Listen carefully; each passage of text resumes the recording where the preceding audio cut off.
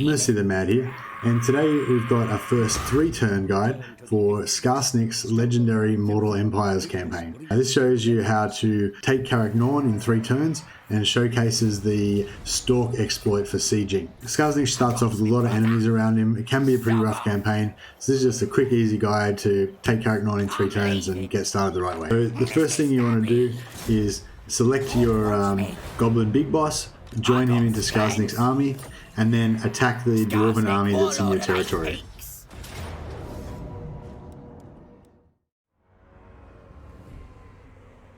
Once you get into the battle, you want to check the range of the enemy's grudge thrower and then set up outside of the range of their missiles. You can hold down spacebar to see the range of their missile weapons. Then you want to use your hero to first waste the ammunition of the grudge thrower, and then move into range of their quarrelers and waste their ammunition as well. Once you've removed all of their ammunition, you can close with the enemy and fight the battle. You can use your loons to do armor piercing damage with their spinning balls. Your squighoppers also do armor piercing damage, so they can be used to take out the enemy dwarven armored units pretty easily.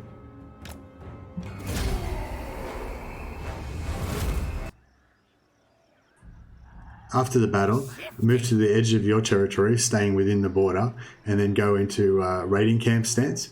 Then recruit 4 units of Nasty Skulkers. The Nasty Skulkers have the Stalk attribute, which allows them to remain hidden as long as they don't get too close to enemy units. Okay, turn 2, move as far as you can into Karak Norn's territory, then go back into raiding camp stance again. Just so you get some extra replenishment.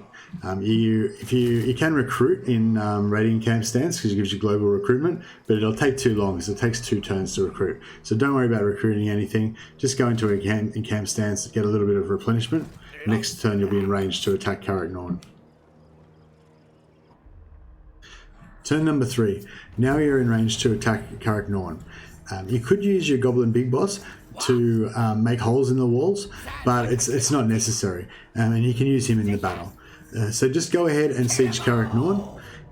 Then use your lightning strike ability to make sure that none of the other armies can reinforce. So you're just fighting only Karak Norn, Norn's garrison and any units that are inside.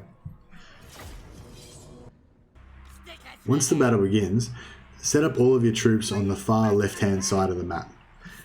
Because the enemy doesn't have a lot of defenders, the majority of their troops will also set up on the left side of the map, mirroring your troops.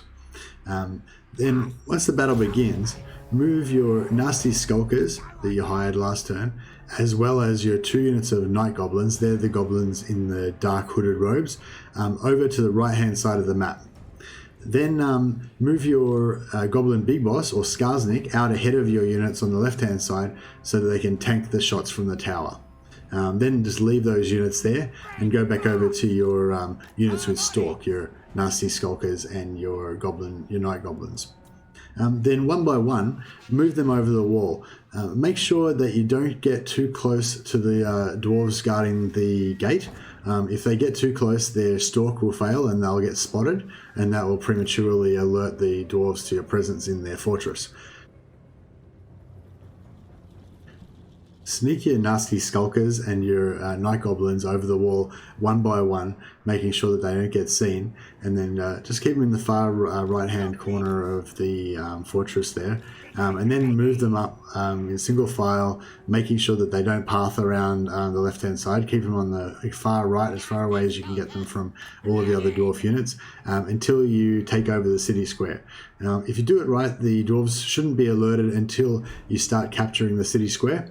Then you use your Stalk units to wall off the city square so that no dwarves can get back in to recapture it. As soon as the dwarves get alerted that you're capturing the city square and they start moving towards you, then you can get Skarsnik and the rest of the army to start attacking the gates. Because the enemies have moved away from the walls, the towers should stop firing, and then you can come in to support from behind if needed. But in a lot of cases, you can just run out the timer without needing Skarsnik to support at all, and capture the town basically bloodlessly.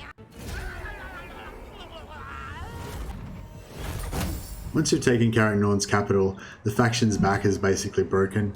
Their remaining armies will take damage over time since they don't hold any territory, and you can kind of destroy them at your leisure.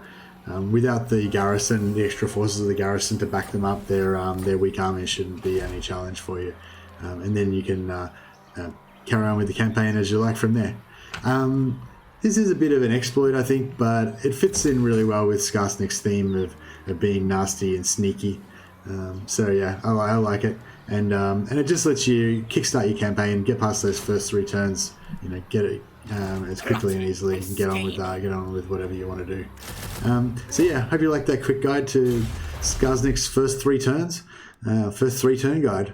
And yeah, if you want to see some more Warhammer walkthroughs or Hero Hammer guides to different Warhammer 2 heroes, please check out my channel, and you can click on subscribe if you want to be notified about future videos. And that's all I got. Thanks, guys.